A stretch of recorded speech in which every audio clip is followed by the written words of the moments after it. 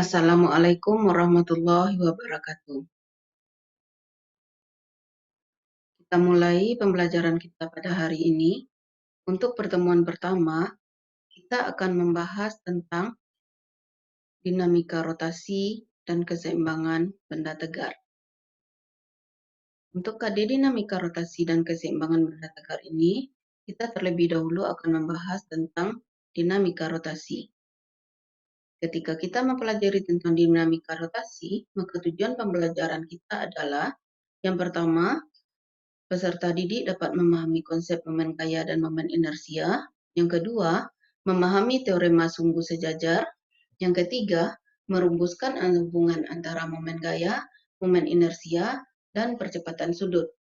Yang keempat, memahami konsep energi kinetik rotasi. Yang kelima, merumuskan hubungan antara momen inersia dan momentum sudut. Dan yang keenam, menyelesaikan soal-soal yang berkaitan dengan dinamika rotasi. Materi pokok pada dinamika rotasi ini nanti adalah yang pertama momen gaya, kedua momen inersia, yang ketiga teorema sumbu sejajar atau sumbu paralel ataupun pergeseran poros. Yang keempat, hubungan antara momen gaya, momen inersia, dan percepatan sudut. Yang kelima, energi kinetik rotasi. Dan yang keenam, hubungan antara momen inersia dengan momentum sudut. Kita akan melihat yang pertama materi pokok kita adalah tentang momen gaya. Nah, momen gaya ini nanti disebut juga dengan torsi. Untuk mempermudah kita memahami tentang momen gaya, maka kita lihat dulu gambar ini, pintu. Pada gambar pintu ini, pintu itu selalu kita lihat gagang atau pembuka pintunya berada di pinggir pintu. Disinilah kita nanti memberikan gaya untuk membuka pintu. Tidak pernah kita lihat orang membuat pintu gagangnya di tengah pintu ataupun di poros pintu. Mengapa hal ini terjadi? Hal ini bertujuan agar nanti ketika kita memberikan gaya, maka kita dapat membuka pintu ini dengan mudah. Kalau kita lihat ketika kita membuka pintu ini, maka lintasan yang terbentuk ketika kita membuka pintu adalah berbentuk melingkar atau berbentuk lingkaran. Otomatis ketika kita membuka pintu dengan gaya sebesar misalnya F di gagang pintu ini, maka kita merotasikan pintu ini dengan mudah. Mengapa dia bisa berotasi dengan mudah? Kalau kita lihat, ketika kita memberikan gaya di gagang pintu yang berada di pinggir pintu ini, antara titik kerja gaya ini nanti ke poros tegak lurusnya ada jarak tertentu. Jarak ini nanti disebut dengan lengan gaya. Ketika kita berikan gaya di pinggir ini gagang pintunya, maka L-nya lebih besar, dengan gayanya lebih besar daripada kita meletakkannya di tengah pintu ataupun di poros. Kalau kita berikan dia di poros, otomatis dia tidak akan ada lengan gaya. Kalau tidak ada lengan gaya, maka pintu ini tidak berputar atau berotasi. Itu tidak terbuka. Silahkan Anda cobakan sendiri nanti di rumah.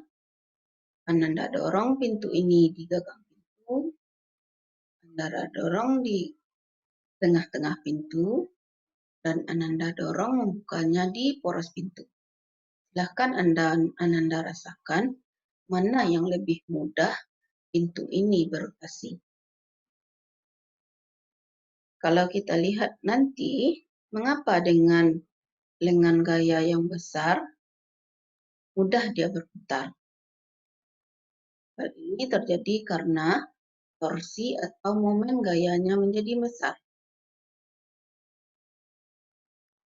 Dalam hal ini nanti torsi itu adalah kecenderungan dari sebuah gaya untuk merotasikan benda terhadap sumbu tertentu. Atau dia dikatakan juga sebagai perkalian antara gaya dengan lengan gaya. Karena dia perkalian antara gaya dengan lengan gaya, maka ketika lengan gayanya besar, torsi atau momen gayanya juga besar. sehingga kecenderungan untuk merotasikan juga jadi besar. Makanya gagang pintu selalu dibuat di pinggir pintu, tidak pernah di tengah pintu, tidak pernah di poros pintu. Jadi tujuannya adalah untuk memperbesar momen gaya atau torsi.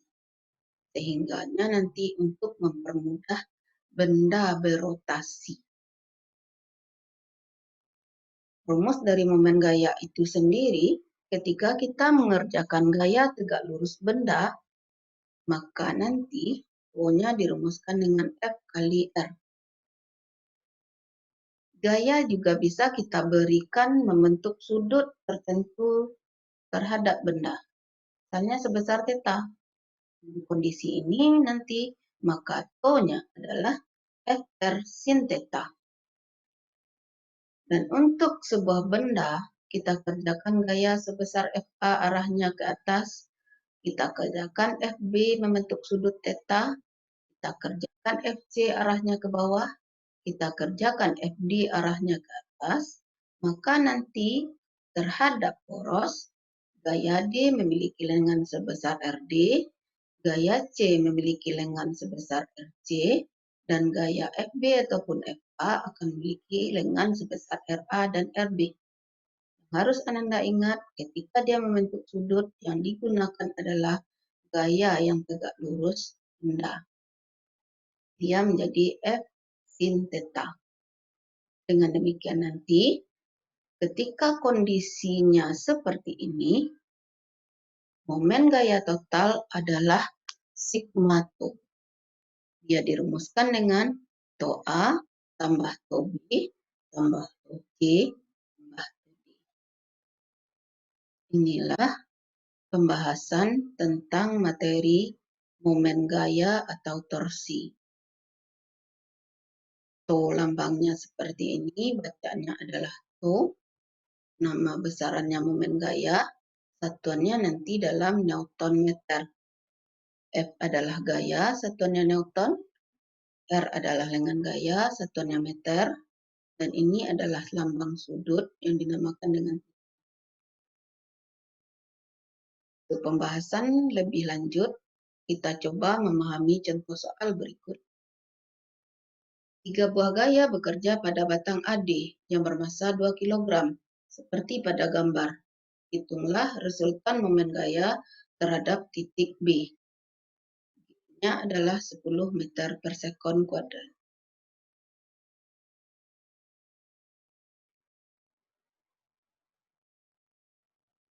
Dari soal tersebut, maka diketahui M, massa 2 kg, G, percepatan gravitasi 10 meter per sekon kuadrat. Nah, dalam hal ini ada W. Mengapa ada W? Karena pada setiap benda, jika benda itu ada massa, dipengaruhi oleh percepatan gravitasi G, akan dihasilkan gaya berat sebesar W. Massanya tadi ada 2 kg, percepatan gravitasi adalah 10 meter per sekon kuadrat, maka 2 kg kali 10 meter per sekon kuadrat adalah 20 kg meter per sekon kuadrat. Kilogram meter per sekon kuadrat itu sama dengan Newton. F1-nya 5 Newton, F2-nya 8 Newton, F3-nya 4 Newton, ditanya adalah momen gaya total.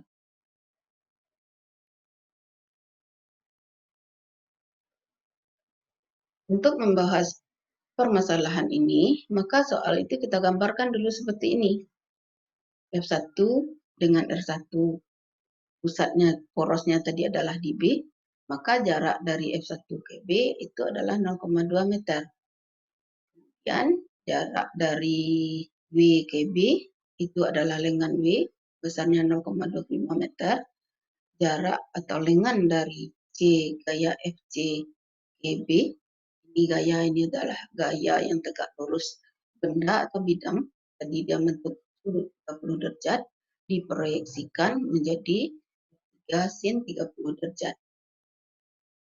Dengan jaraknya kita lihat tegak lurus gaya ke poros. Porosnya tadi B. Maka R3 0,55 meter. Dengan menggunakan rumus, tau total itu adalah tau 1 tambah tau 2 tambah tau 3 tambah tau W. Maka di sini kita dulu harus memperhatikan tanda tau-nya.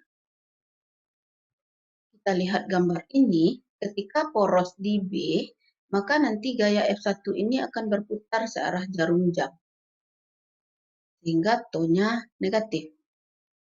Gaya F2 ini mengakibatkan benda terputar berotasi berlawanan arah jarum jam, maka tau-nya positif.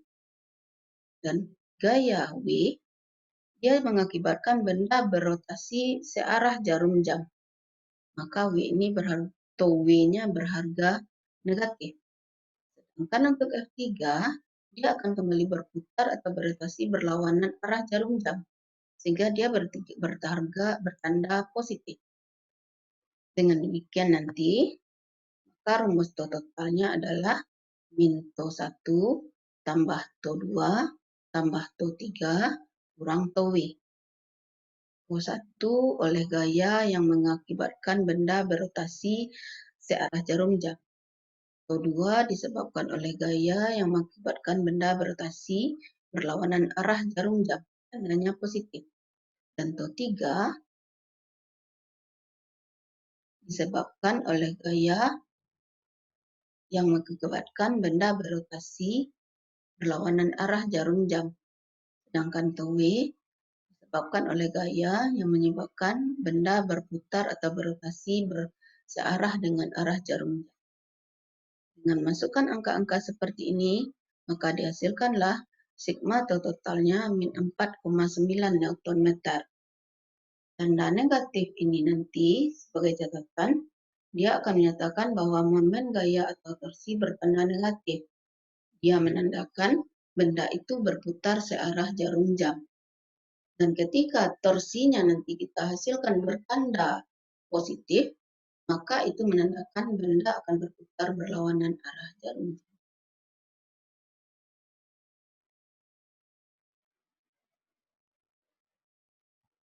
Kita lanjut ke materi pokok kita yang kedua, yaitu tentang momen inersia. Momen inersia merupakan besaran yang menyatakan ukuran kecenderungan benda untuk tetap mempertahankan keadaannya atau kelembamannya. Ini sesuai dengan hukum Newton tentang kelembaman. Menyatakan bahwa jika benda bergerak, benda cenderung untuk bergerak terus. Jika benda diam, benda cenderung untuk selalu diam. Nah, momen inersia pada gerak rotasi, dia akan dijabarkan sebagai ukuran kemampuan benda untuk mempertahankan kecepatan sudut rotasinya.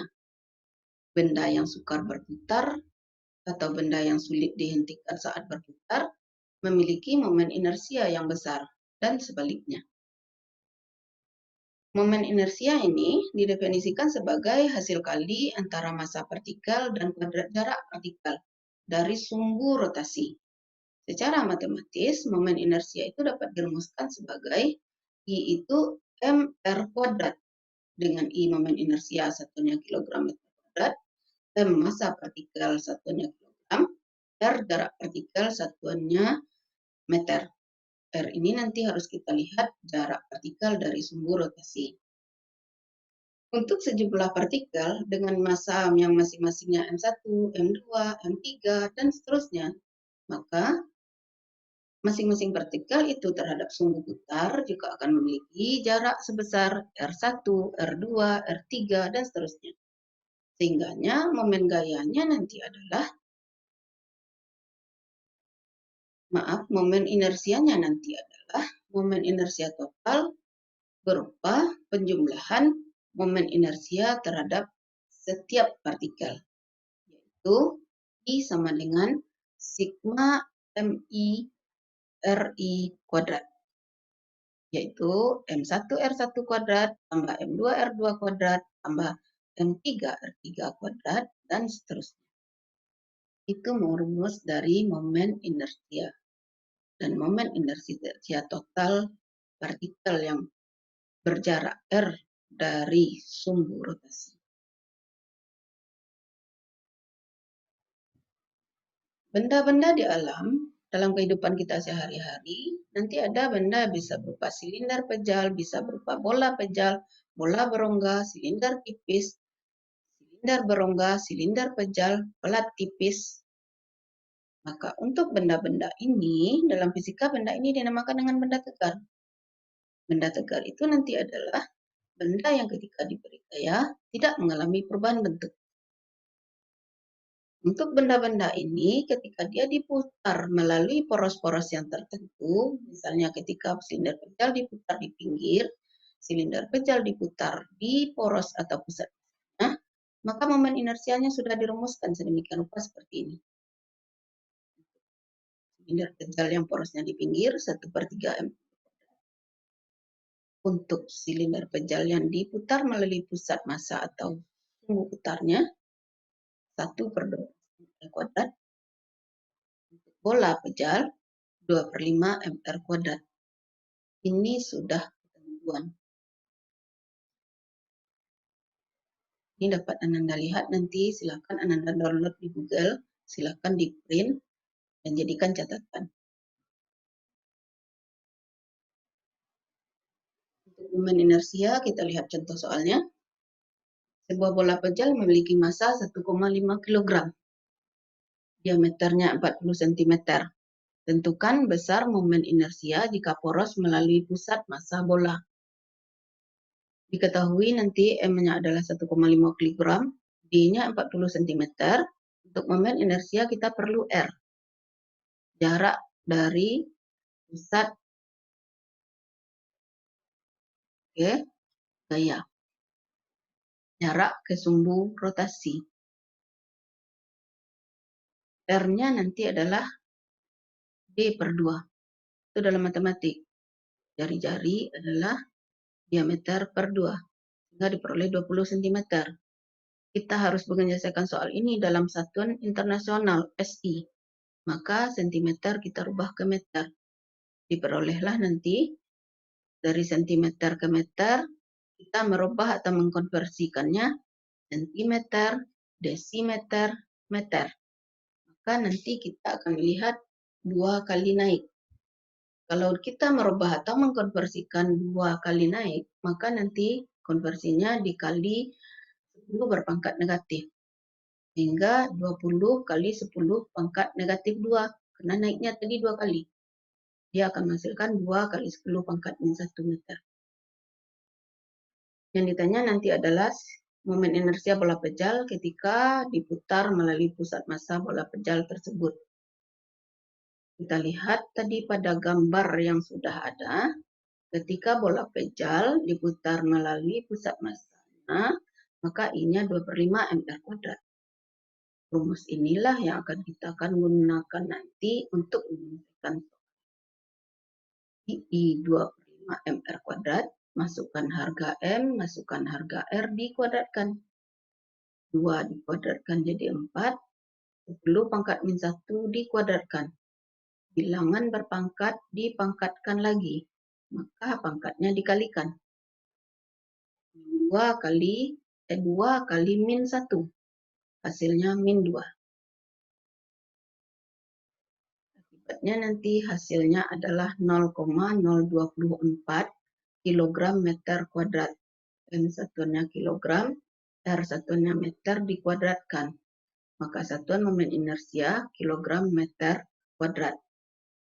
0,024 kita jadikan ke bilangan berpangkat, dia menjadi 2,4 kali 10 pangkat min 2 kilogram meter kuadrat.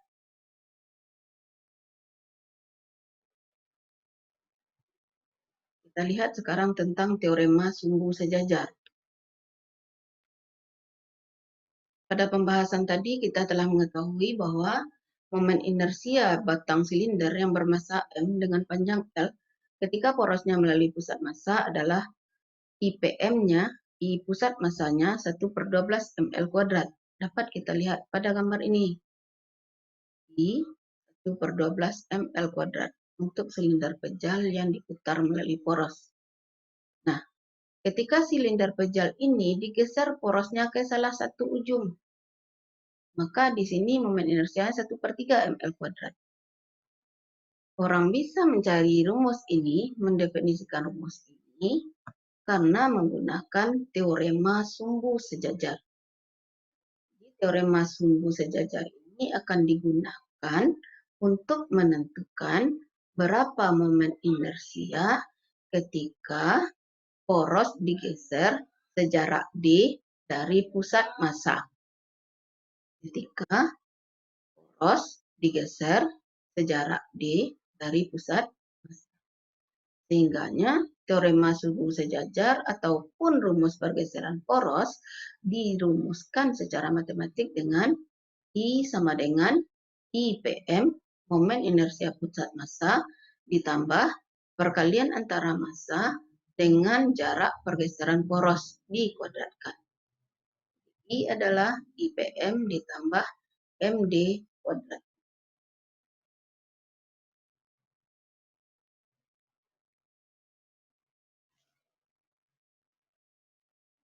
Contoh soal, dengan menggunakan teorema sumbu sejajar atau rumus pergeseran poros, buktikan bahwa momen inersia batang silinder yang porosnya digeser ke salah satu ujungnya adalah 1/3 ml kuadrat. Lihat gambar tadi lagi, kondisi awalnya dia di pusat massa 1/12 ml kuadrat. Ketika digeser ke salah satu ujung, buktikan bahwa I-nya menjadi 1/3 ml di gambarnya.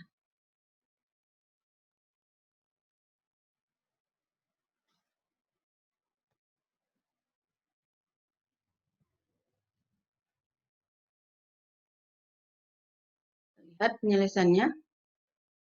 Rumus pergeseran poros atau teorema sumbu sejajar tadi adalah I sama dengan IPM ditambah MD dikuadratkan. IPM-nya adalah 1/12 ml kuadrat ditambah D-nya setengah L, karena ketika dia digeser dari poros ke salah satu ujung, D-nya adalah L/2 atau setengah. Maka L/2 dikuadratkan. Dihasilkan 1/12 ml kuadrat ditambah 1/2 dikuadratkan 1/4 kali M, L dikuadratkan L kuadrat. Nah, menjumlahkan pecahan kita harus menyamakan penyebut. Hingga 1/12 ml kuadrat tambah 3/12 ml kuadrat. 1/12 tambah 3/12 ml kuadrat, 4/12 ml kuadrat. 4/12 ml kuadrat sama dengan 1/3 ml kuadrat.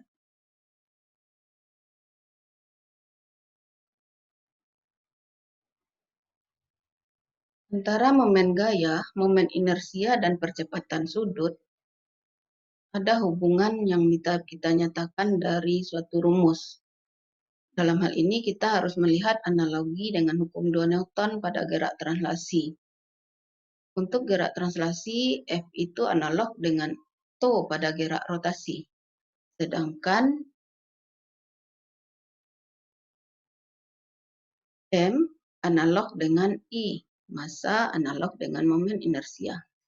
Kecepatan analog dengan percepatan sudut. Sehingganya, hubungan antara momen gaya, torsi, dan percepatan sudut pada gerak rotasi dapat dituliskan sebagai berikut, yaitu T sama dengan I alfa. T momen gaya atau torsi, I momen inersia, alfa percepatan sudut. Kita lihat contoh soalnya.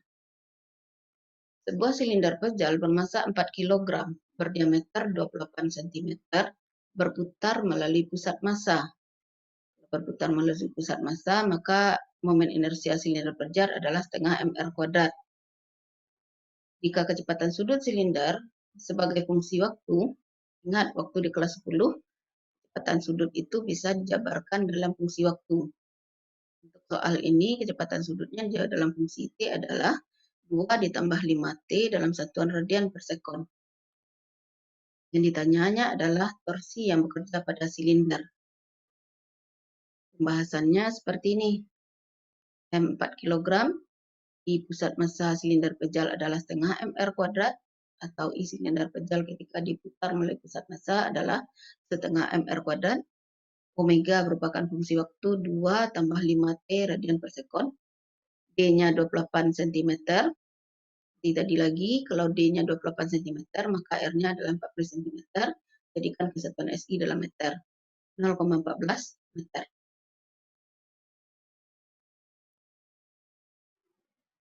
Untuk menjawabnya, kita harus menentukan dulu pertama percepatan sudutnya. Dalam hal ini, waktu kelas sudut 10, Ananda sudah paham bahwa percepatan sudut itu adalah diferensial kecepatan sudut terhadap waktu. Diferensial kecepatan sudut terhadap waktu, yaitu D sama dengan alfa sama dengan percepatan sudut itu alfa sama dengan D diferensial dari 2 tambah 5T per dt. Secara matematik, diferensial dari 2 tambah 5T per dt adalah 2 diferensialnya adalah 1, 5T diferensialnya adalah 5. Maka dia menjadi turunan d omega per dt atau d omega per dt dari fungsi 2 tambah 5T per dt adalah 5. Satunya radian per sekon kuadrat. Setelah kita tentukan percepatan sudutnya, maka kita menentukan momen inersianya.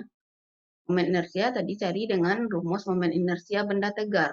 Benda tegarnya adalah silinder pejal.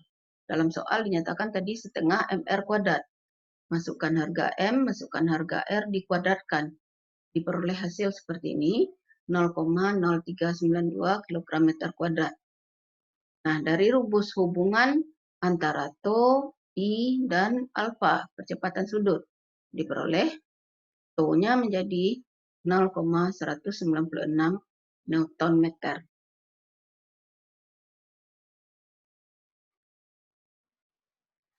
Kita lanjutkan lagi dengan energi kinetik rotasi. Benda yang berotasi terhadap poros memiliki energi rotasi. Dalam hal ini, energi kinetik rotasi benda yang berputar terhadap porosnya akan kita turunkan dari energi kinetik translasi. Masih ingat kan? Energi kinetik translasi kita rumuskan dengan setengah mv kuadrat. Dan V itu dalam benda yang berotasi dirumuskan dengan omega R. Dengan substitusi persamaan ini akan diperolehlah bahwa Eka itu setengah M kali omega R dikuadratkan. Omega dikuadratkan omega kuadrat, R dikuadratkan R kuadrat. Maka dia menjadi setengah MR kuadrat omega kuadrat. Kita tahu tadi persamaan momen inersia adalah MR kuadrat. Artinya MR kuadrat itu adalah I.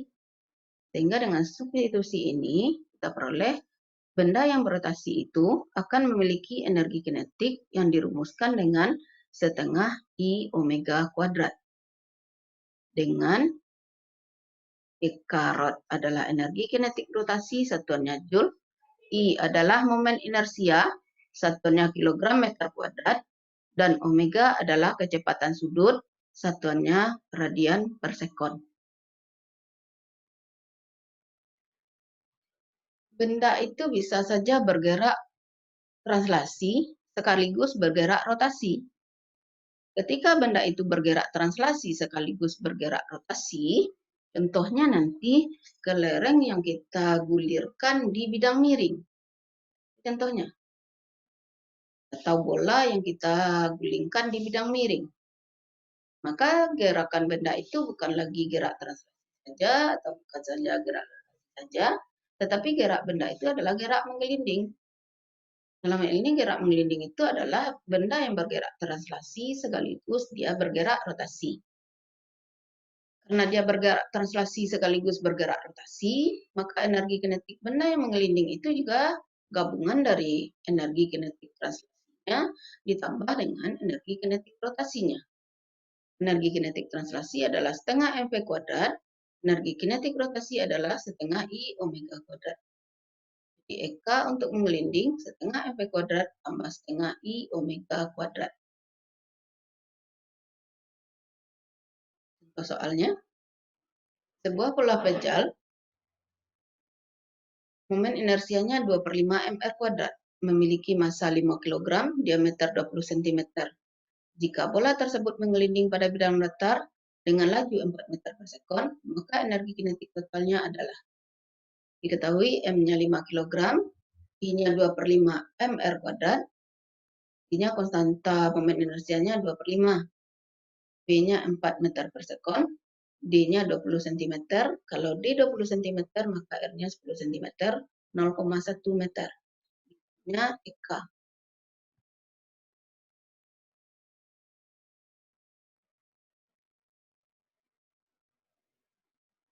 Ini yang ditanya adalah EK menggelinding, bukan EK rotasi saja. Tolong dipahami, maka nanti EK rotasi adalah EK translasi ditambah EK menggelinding adalah EK translasi tambah EK rotasi. Setengah MP kuadrat tambah setengah I omega kuadrat. Jadi kita sudah tahu bahwa V itu omega R, maka omega adalah V per R. Kita masukkan, substitusikan omega V per R ke I omega kuadrat. Diperolehlah setengah MP kuadrat ditambah setengah I-nya tadi adalah 2/5 M per kuadrat. Kemudian omeganya adalah V per R dikuadratkan, maka dia menjadi V kuadrat per R kuadrat. Kita keluarkan setengah MP kuadrat, di sini ada setengah MP kuadrat, di sini juga ada setengah MP kuadrat, maka tinggal lagi di sini, ketika setengah MP kuadrat dikeluarkan setengah MP kuadratnya, tinggal 1. Kemudian ini 2/5, sehingga dia menjadi setengah, masanya 5 kg, V-nya 4 dikuadratkan, ini 1 tambah 2/5 menjadi 7/5, sehingga hasilnya adalah 56 Joule.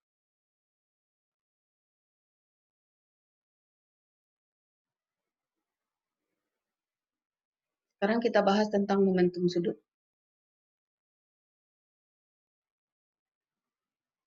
Benda yang berotasi juga akan memiliki momentum sudut. Dalam hal ini, momentum sudut itu dilambangkan dengan L. Besarnya momentum sudut dirumuskan dengan perkalian antara I dengan kecepatan sudut benda yang berotasi. Sehingga L itu adalah I omega. L momentum sudut, satunya kilogram meter kuadrat per sekon. I momen inersia kilogram meter kuadrat. Omega kecepatan sudut radian per sekon.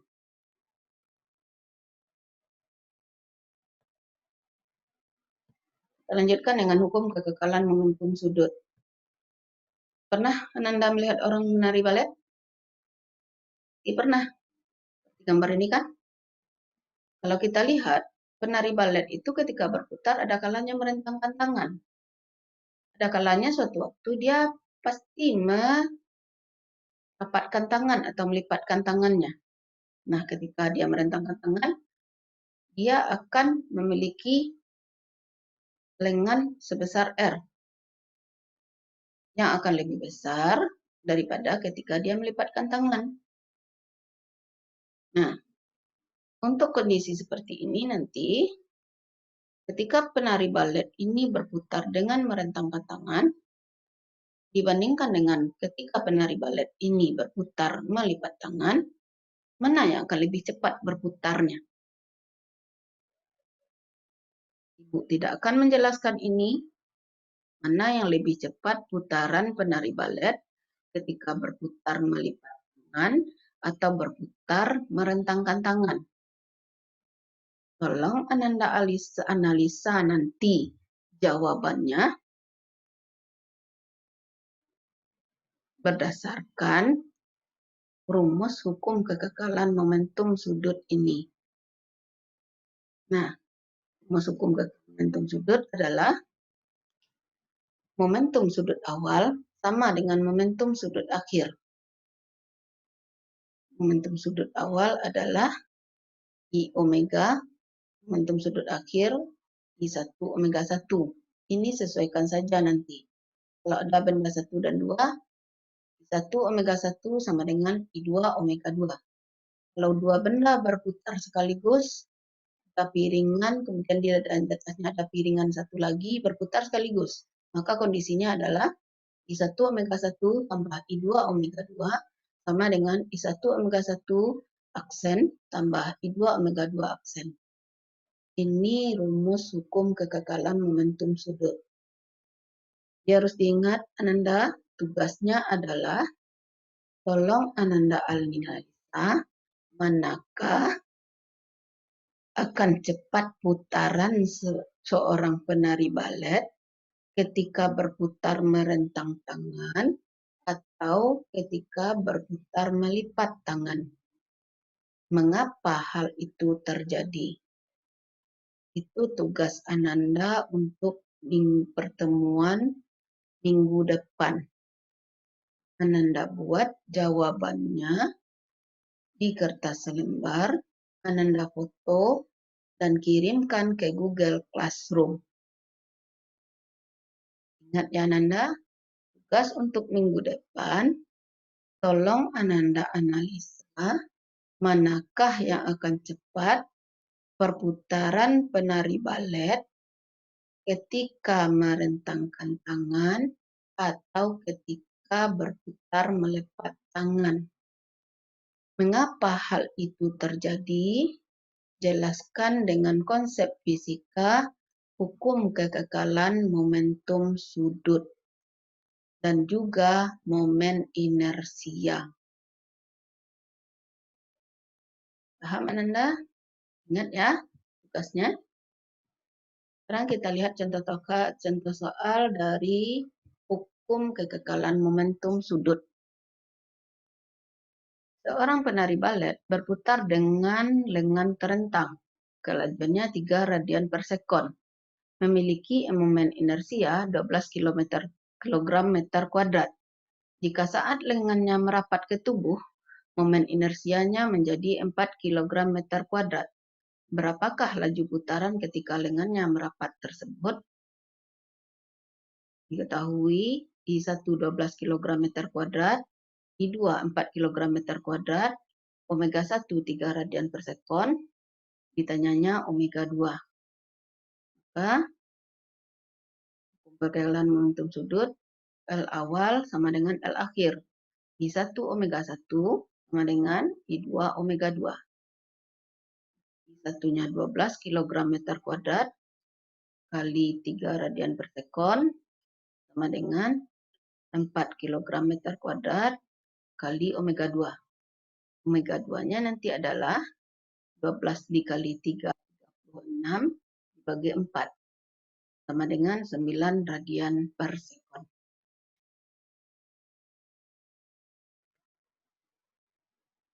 Sampai di sini pertemuan kita untuk hari ini. Sampai jumpa di pertemuan berikutnya. Tugas Ananda tolong dikerjakan. Assalamualaikum warahmatullahi wabarakatuh.